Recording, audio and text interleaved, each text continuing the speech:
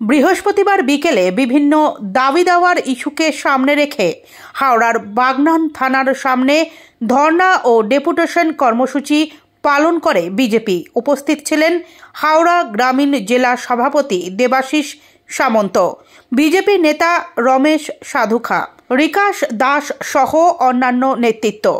সূত্রের খবর, প্রথমে পুলিশ ডেপুটেশন নিতে অস্বীকার করলে ক্ষুব্ধ বিজেপি কর্মীরা রাস্তায় বসে পড়ে ধর্নায় সামিল হন। দীর্ঘক্ষণ অবস্থান বিক্ষোভ চলার পর অবশেষে পুলিশ ডেপুটেশন গ্রহণ করে। এর জেরে প্রায় 1 ঘন্টা বাগনান স্টেশন রোডে যান চলাচল ব্যাহত হয়। এদিন বিভিন্ন ইস্যুতে এই ধর্না ও ডেপুটেশন কর্মসূচি গ্রহণ করেছিল জেলা বিজেপি। জেতার জন্য নয়, আজকে যে কোনো ইস্যু, আজকে উলুবেড়িয়া আপনি যেটা বলছেন আমতা থানা, সেখানে দেখবেন নির্মল মাঝি বিধায়ক একজন BMOH-কে যেভাবে রাতের বেলা রাত্রি 12টার পর ফোন করে অশ্লীল কথাবার্তা বলা, আজকে তাকে কুপ্রস্তাব দেওয়া, তুমি আমার কাছে চলে এসো, এভাবে অসভ্য আচরণ করেছে। তার 2টো অডিও ওনার কাছে আছে, আমাদের শুনিয়েছে।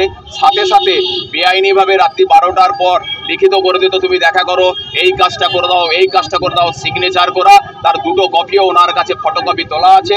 সেই জন্য আমরা আন্দোলন করেছি। তৃণমূলের জন্য তৃণমূলের আচরণ, বিধায়কের যে নোংরা আচরণ, তার বিরুদ্ধে আমরা প্রোটেস্ট জানিয়েছি। ঠিক শ্যামপুরেও তাই, আমাদের হিন্দু মন্দির ভাঙা হলো, সেখানে প্রতিবাদ করার জন্য আমাদের 4 জন হিন্দু কার্যকর্তাকে আর দুপুর 1টা থেকে প্রায় সন্ধ্যে 7টা পর্যন্ত বসিয়ে রাখা হলো শুধুমাত্র প্রতিবাদ করার জন্য। ওসি পরে বলেছে আমরা রেস্কিউ করেছি, কিন্তু রেস্কিউ করার জন্য 4 ঘন্টা বসিয়ে রাখা যায় না, এবং ছাড়ার সময় অ্যারেস্ট পেপারে সিগনেচার করেছে, তার প্রতিবাদ করা হয়েছে। রাতের বেলা কোনো ওয়ারেন্ট ছাড়াই শ্যামপুর থানার ওসি বিভিন্নভাবে আমাদের ছেলেদের হ্যারেস করছে, এবং সেই জন্য আমরা প্রতিবাদ করেছি।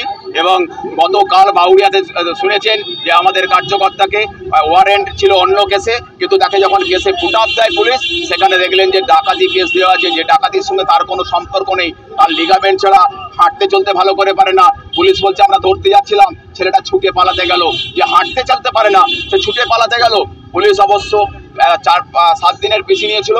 আজকে যা খবর আছে, ওসি কথা দিয়েছিলেন, উনি আজকে ফুটআপ দিয়েছেন, কোর্টে প্রডিউস করেছেন, পরে কি রেজাল্ট জানাবো। সেই অন্যায়ের বিরুদ্ধে আমাদের আন্দোলন।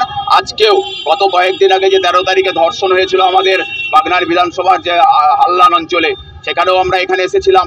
FIR হয়েছে, 1 জনকে পুলিশ ধরেছে, পিসি নেওয়া হয়নি।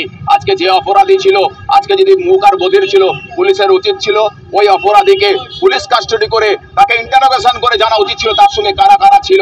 কিন্তু পুলিশ এই অপরাধীকে আড়াল করার জন্য অন্য যারা ছিল তার প্রচেষ্টা করে গেছে।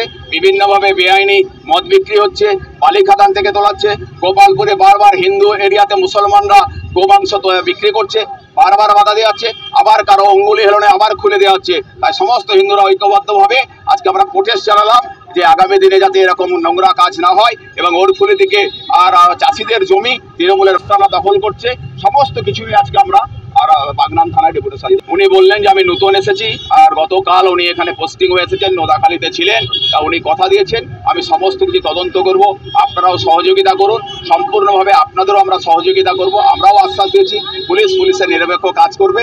আমরা যারা সাধারণ মানুষ আছি, আমরা চাইবো যে যারা রক্ষাকর্তা তারা যেন সঠিক সিদ্ধান্ত নেয়। হিন্দুরা সেফ নয়। আপনারা কাশ্মীরে গিয়ে দেখেছেন, পেহেলগাঁওতে বেড়াতে গেছিল হিন্দু হওয়ার জন্য, ধর্ম দেখে দেখে, সিঁদুর দেখে দেখে, এবং যেখানে কেউ হয়তো মিথ্যে কথা বলেছিল কলমা পড়তে পারে না বলে, লাস্টে প্যান্ট খুলে চেন খুলে হিন্দু হওয়ার অপরাধে 26 জন মায়ের সিঁদুর মুছে দিয়েছিল। হিন্দুরা নিরাপদ নয়, এটা 100%।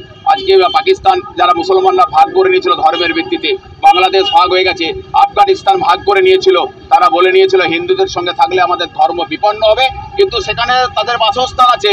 আবার এখানে পশ্চিমবাংলায় এসে আজকে ঢুকে গিয়ে আবার নতুন করে অবৈধভাবে ভোটার হয়ে আজকে যে ভৌগোলিক অবস্থান, যে ডেমোগ্রাফি চেঞ্জ করে দিচ্ছে। আগামী দিনে যদি হিন্দুরা সচেতন না হয়, তাহলে পশ্চিমবাংলা আর ভারতবর্ষের মধ্যে থাকবে না, এরকম পরিবেশ রচনা করছে তাদের পশ্চিম বাংলাদেশ হয়ে যাবে। তাই হিন্দুরা নিরাপদ নয় পশ্চিমবাংলায় আগামী দিনে, তাই হিন্দুত্বের সরকার দরকার, দিদি ভাইয়ের বিসর্জন দরকার।